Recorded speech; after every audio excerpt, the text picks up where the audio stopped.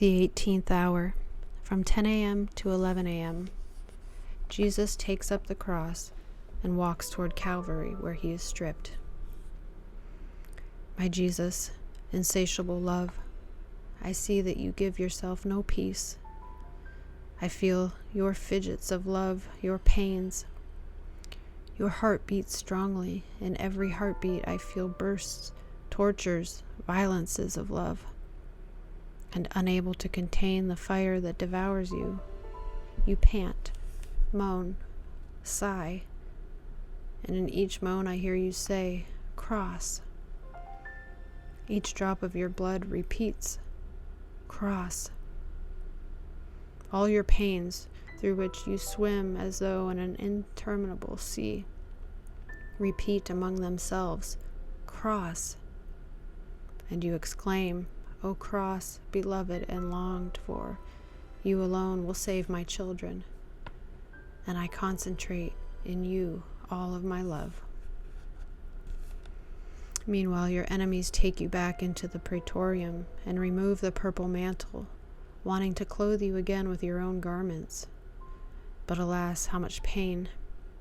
It would be sweeter for me to die than to see you suffer so much. The garment remains snagged to the crown, and they are unable to pull it off. So with cruelty never before seen, they tear off everything together, garment and crown. At the cruel tearing, many thorns break, remaining stuck inside your most holy head. Blood pours down in torrents, and your pain is such that you moan. But the enemies, heedless of the tortures, clothe you with your own garment, and then put the crown back, pushing it violently upon your head. The thorns are driven into your eyes, into your ears. There is not one part of your most holy head that does not feel their piercing. Your pain is such that you stagger under those cruel hands, shivering from head to foot. You are about to die among the atrocious spasms of pain. And with your languishing eyes filled with blood, you look at me with difficulty, asking for help in so much pain. My Jesus, King of sorrows, let me sustain you and hold you tightly to my heart. I would want to take the fire that devours you to burn your enemies to ashes and rescue you. For the cross become more ardent, and you quickly want to immolate yourself on it. Also for your enemies. But as I hold you tightly to my heart, you holding me tightly to yours, you tell me, my child, let me pour out my love, and together with me repair for those who do good and yet dishonor me. These Jews clothed me with my own garment in order to discredit me even more before the people, to convince them that I am a criminal. In appearance, the action of clothing me was good, but in its essence, it was evil. Ah, how many do good works, administer sacraments, or attend them with human and evil purposes. But good done badly leads to hardness. So I want to be crowned for the second time with pains sharper than the first time, in order to shatter this hardness, and with my thorns draw them to myself. Ah, my child, this second crowning is much more painful. I feel my head swimming in the midst of thorns at every moment I make, or blow they give to me. I suffer many cruel deaths. In this way I repair for the malice of the offenses. I repair for those who, in whatever interior state they find themselves, instead of thinking of their own sanctification, waste and reject my grace, giving me back more piercing thorns, while I am forced to moan, to cry tears of blood, and to sigh for their salvation. I do everything to love them, and the creatures do everything to offend me. You, at least, Do not leave me alone in my pains and reparations. My tortured good, with you I repair, with you I suffer. But I see that your enemies hurl you down the stairs. The people await you with fury and eagerness. They make you find the cross ready, which you long for with many sighs. And you, with love, you gaze on it, and with firm step you approach it and embrace it. But before that you kiss it. And as a shiver of joy runs through your most holy humanity, with highest contentment you gaze on it again, measuring its length and breadth. In it already you establish the portion for each creature. You dower them all, enough to bind them to the divinity with a bond of marriage, and make them heirs of the kingdom of heaven. Then, unable to contain the love with which you love them, you kiss the cross again, and you say, "Adored cross, finally I embrace you. You were the longing of my heart, the martyrdom of my love.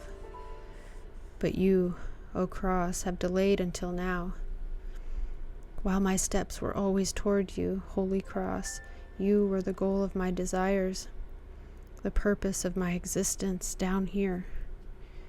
In you I concentrate my whole being. In you I place all my children. And you will be their life, their light, defense, custody, and strength. You will assist them in everything, and will bring them gloriously to me in heaven. O cross, pulpit of wisdom, you alone will teach true sanctity. You alone will form the heroes, the athletes, the martyrs, the saints. Beautiful cross, you are my throne, and since I have to leave the earth, you will remain in my place. To you I give all souls as dowry. Keep them, save them. I entrust them to you. In saying this, eager, you let it be placed upon your most holy shoulders. Ah, my Jesus, the cross is too light for your love, but the weight of our sins unites to that of the cross, enormous and immense as the expanse of the heavens. And you, my wearied Jesus, you feel crushed under the weight of so many sins. Your soul is horrified at their sight and feels the pain of each sin. Your sanctity remains shaken before so much ugliness, and as the cross weighs upon your shoulders, you stagger, you pant, and at mortal sweat creeps from your most holy humanity. Oh, please, my love, I don't have the heart to leave you alone. I want to share the weight of the cross with you, and to relieve you from the weight of sins. I cling to your feet. I want to give you, in the name of all creatures, love for those who do not love you, praises for those who despise you, blessings, thanksgivings, obedience on behalf of all. I promise that in any offense you receive, I intend to offer you all of myself in reparation, to do the acts opposite to the offenses that the creatures give you, and to console you with my kisses and continuous acts of love. But I see that I am too miserable. I need you to be able to really repair you. Therefore, I unite myself to your most holy humanity, and together with you I unite my thoughts to yours in order to repair for the evil thoughts, mine and of all. I unite my eyes to yours to repair for all the evil glances, my mouth to yours to repair for the blasphemies and the evil discourses, my heart to yours to repair for the evil tendencies, desires, and affections. In a word, I want to repair everything that your most holy humanity repairs, uniting myself to the immensity of your love for all, and to the immense good you do to all. But I am not yet content. I want to unite myself to your divinity, and I dissolve my nothingness in it. And in this way, I give you everything. I give you your love to quench your bitterness. I give you your heart to relieve you from our coldness, lack of correspondence, ingratitude, and the little love of creatures. I give you your harmonies to cheer your hearing from the deafening blasphemies it receives. I give you your beauty to relieve you from the ugliness of our souls when we muddy ourselves in sin. I give you your purity to relieve you from the lack of righteousness and intention, and from the mud and the rot you see in many souls. I give you your immensity to relieve you from the voluntary constraints into which souls put themselves. I give you your ardor to burn all sins and all hearts, so that all may love you and no one may offend you ever again. In sum, I give you all that you are, to give you infinite satisfaction, eternal, immense, and infinite love. My most patient Jesus, I see you take the first steps under the enormous weight of the cross. I unite my steps to yours, and when you, weak, bled dry and staggering, are about to fall, I will be at your side to sustain you. I will place my shoulders beneath it, so as to share its weight with you. Do not disdain me, but accept me as your faithful companion. O Jesus, you look at me, and I see that you repair for those who do not carry their crosses. Instead, they swear, get irritated, commit suicide, and commit murders. And for all you impetrate love and resignation to their crosses. But your pain is such that you feel crushed under the cross. You have taken only the first steps, and you already fall under it. As you fall, you knock against the stones. The thorns are driven more into your head, while all your wounds are embittered and pour out new blood. And since you do not have the strength to get up, your enemies, irritated, try to make you stand with kicks and shoves. My fallen love, Jesus, let me help you to stand. Let me kiss you, dry your blood, and repair together with you for those who sin out of ignorance, fragility, and weakness. I pray you to give help to these souls. Jesus, making you suffer unheard of spasms, your enemies have managed to put you on your feet, and as you walk, staggering, I hear your panting breath. Your heart beats more strongly, and new pains pierce it intensely. You shake your head in order to clear your eyes from the blood that fills them, and you gaze anxiously. Ah, my Jesus, I understood everything. Your mother, who is searching for you like a moaning dove, wants to tell you one last word and receive your last gaze. And you feel her pains, her heart lacerated in yours, moved and wounded by her love and yours. You see her pushing her way through the crowd, wanting at any cost to see you, to hug you, to give you one last goodbye. But you are more transfixed in seeing her mortal paleness, and all of your pains reproduced in her by force of love. If she lives, it is only by a miracle of your omnipotence. You move your steps toward hers, but you can hardly exchange a glance. O pain of your two hearts! The soldiers notice it, and with blows and shoving prevent the mother and son from exchanging the last goodbye. The torment of both is such that your mother remains petrified by the pain, and she is about to die. The faithful John and the pious women sustain her, while you fall again under the cross. Then your sorrowful mother does with her soul that which she cannot do with her body, because she is prevented. She enters into you, makes the will of the Eternal One her own, and associating herself in all your pains, performs the office of your mother, kisses you, repairs you, soothes you, and pours the balm of her sorrowful love into all of your wounds. My suffering Jesus, I too unite with the pierced mother. I make all your pains and every drop of your blood my own. In each wound I want to act as a mother for you, and together with her and with you, I repair for all the dangerous encounters and for those who expose themselves to occasions of sin, or forced by necessity to be exposed, remain entangled in sin. Meanwhile you moan, fallen under the cross. The soldiers fear that you may die under the weight of so many martyrdoms, and from the shedding of so much blood.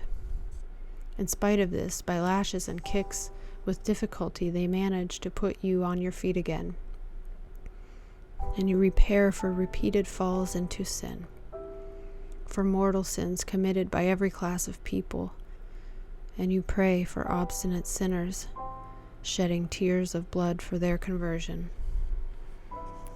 My love, overcome with pain, while I follow you in these reparations, I see you stagger under the enormous weight of the cross.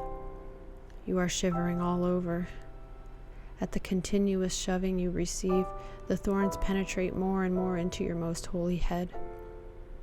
The cross, with its heavy weight, digs into your shoulder, and to the extent of forming a wound so deep that the bones are exposed. At every step it seems that you are dying and unable to move any further. But your love, which can do everything, gives you strength, and as you feel the cross penetrate into your shoulder, you repair for the hidden sins, those which, not being repaired, increase the bitterness of your spasms. My Jesus, let me place my shoulder under the cross to relieve you and repair with you for all hidden sins. But your enemies, for fear that you may die under it, they force the Syrian to help you carry the cross. Unwilling and complaining, he helps you, not out of love, but by force. Then all the complaints of those who suffer, the lack of resignation, the rebellions, the anger, and despising and suffering, it all echoes in your heart. But you remain even more pierced in seeing that souls who are consecrated to you, whom you call to be your help and companions in your suffering, they escape you. And if you hug them to yourself through suffering, they wriggle free from your arms to look for pleasures, and so they leave you alone in your suffering. My Jesus, while I repair with you, I pray you to hold me in your arms, but so tightly that there may be no pain that you suffer in which I do not take part of, so as to be transformed in them and make up for the abandonment of all creatures.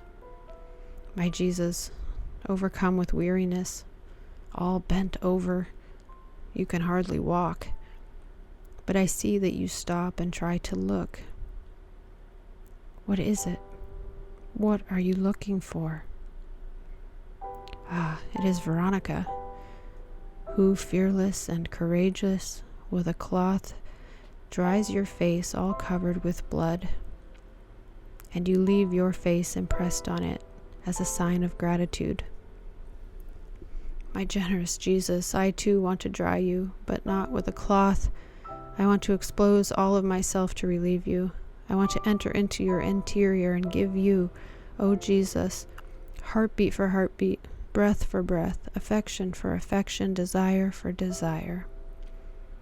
I intend to dive into your most holy intelligence, and making all these heartbeats, breaths, affections, and desires flow in the immensity of your will. I intend to multiply them to infinity. I want, O my Jesus, to form waves of heartbeats so that not one evil heartbeat may resound in your heart, and so soothe all your interior bitterness. I intend to form waves of affections and desires, to cast away all evil affections and desires, which might even slightly sadden your heart. Still more, O my Jesus, I intend to form waves of breaths and thought, to cast away any breath or thought that could slightly displease you. I will be on guard, O Jesus, so that nothing else may afflict you, adding more bitterness to your interior pains. O my Jesus, please let all of my interior swim in the immensity of yours. In this way, I will be able to find enough love and will so that no evil love may enter your interior, nor a will which may displease you.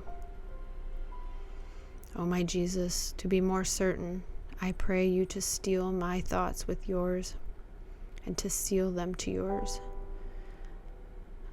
Seal my will with yours, my desires with yours, my affections and heartbeats with yours, so that being sealed, they may take no life but from you. I ask you again, O my Jesus, to accept my poor body, which I would want to tear to shreds for love of you, and reduce it to tiny little pieces, to place over each one of your wounds. On the wound, O Jesus, which gives you pain from so many blasphemies, I place a little piece of my body, wanting it to say to you constantly, I bless you. On that wound that gives you so much pain from the many ingratitudes, I intend, O Jesus, to place a portion of my body to prove my gratitude to you. On that wound, O Jesus, which makes you suffer so much from coldness and lack of love, I intend to place many little bits of my flesh to say to you constantly, I love you, I love you, I love you. Oh, that wound which gives you so much pain from so many irreverences to your most holy person, I intend to place a piece of myself to tell you always, I adore you, I adore you, I adore you.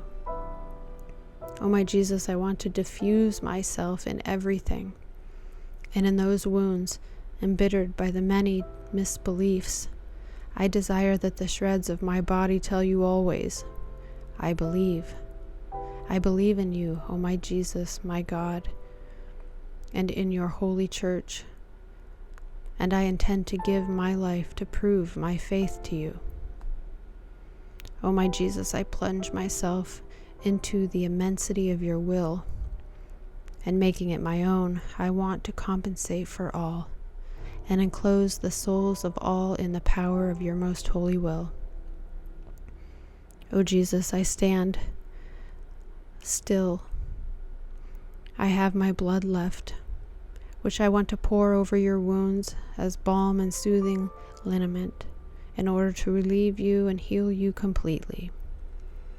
Again, I intend, O Jesus, to make my thoughts flow in the heart of every sinner, to reprimand him continuously that he may not dare to offend you. And I pray to you with the voice of your blood, so that all may be surrendered to my poor prayers. In this way I will be able to bring them into your heart. Another grace, O my Jesus, I ask of you, that in everything I see, touch, and hear, I may see, touch, and hear always you, and that your most holy image and your most holy name always be impressed in every particle of my poor being. In the meantime, the enemies, disapproving of this act of Veronica, they flog you, push you, and shove you on the way. A few more steps and you stop again. Even under the weight of so much suffering, your love does not stop. And on seeing the pious women weeping because of your pains, you forget yourself and you console them, saying, Daughters, do not weep over my pains, but over your sins and over your children. What a sublime teaching! How sweet is your word. O Jesus, with you I repair for the lack of charity, and I ask you for the grace of making me forget myself to remember nothing but you alone. On hearing you speak, your enemies become furious. They pull you by the ropes and push you with such rage as to make you fall. As you fall, you knock against the stones. The weight of the cross crushes you, and you feel you are dying. Let me sustain you and protect your most holy face with my hands. I see you touch the ground and gasp in your blood. But your enemies want to make you stand. They pull you by the ropes, they lift you by your hair, they kick you, but all in vain. You are dying, my Jesus. What pain! My heart breaks with grief. Almost dragging you, they take you up Mount Calvary. As they drag you, I hear you repair for all the offenses of the souls consecrated to you, which weigh upon you so much that as much as you try to stand, you cannot. And so, dragged and trampled upon, you reach Calvary, leaving behind you the red trace of your precious blood. But new sufferings await you here. They strip you again, tearing off both garment and crown of thorns. Oh, you groan in feeling the thorns being torn from inside your head. And they pull your garment. They tear also the lacerated flesh attached to it. The wounds rip open, your blood flows to the ground in torrents. The pain is such that almost dead you fall, but nobody is moved to compassion for you. On the contrary, with bestial fury, they put the crown of thorns on you again. They beat it on well, and the torture they cause you because of the lacerations and the tearing of your hair, clotted in the coagulated blood, is such that only the angels could tell what you suffer. While horrified, they turn their celestial gaze away, and they weep. My stripped Jesus, allow me to hold you to my heart, to warm you, as I see you are shivering in icy mortal sweat that invades your most holy humanity. How I would want to give you my life, my blood to take the place of yours, which you have lost to give me life. In the meantime, barely looking at me with his languishing and dying eyes, Jesus seems to tell me, my child, how much souls cost me. This is the place where I wait for everyone in order to save them, where I want to repair for the sins of those who arrive at degrading themselves lower than beasts and are so obstinate in offending me as to reach the point of not being able to live without committing sins. Their minds remain blinded, and they sin wildly. This is why they crown me with thorns for the third time.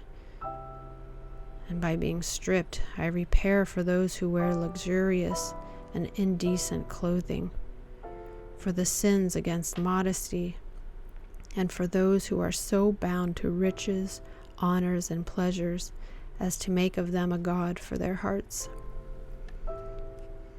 Ah, yes, each one of these offenses is a death that I feel, and if I do not die, it is because the will of my eternal Father has yet not decreed the moment of my death. My stripped Jesus, while I repair with you, I pray you to strip me of everything with your most holy hands, and not to allow that any bad affection may enter into my heart. Watch over it, surround it with your pains, fill it with your love. May my life be nothing but the repetition of yours. Strengthen my stripping with your blessing. Bless me from your heart, and give me the strength to be present at your sorrowful crucifixion, to remain crucified with you. The reflection. Jesus carries the cross. The love of Jesus for the cross, his anxious ardor to die on it for the salvation of souls, they are immense.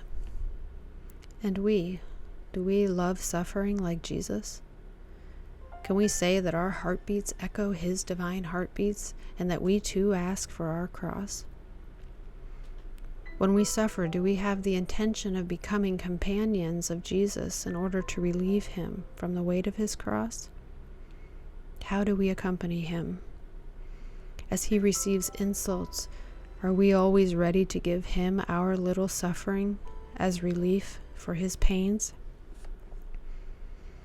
In working, in praying, and when we feel the hardship of our suffering under the weight of interior pains, do we let our pain fly to Jesus, which like a veil may dry up his sweat and cheer him as we make his hardship our own?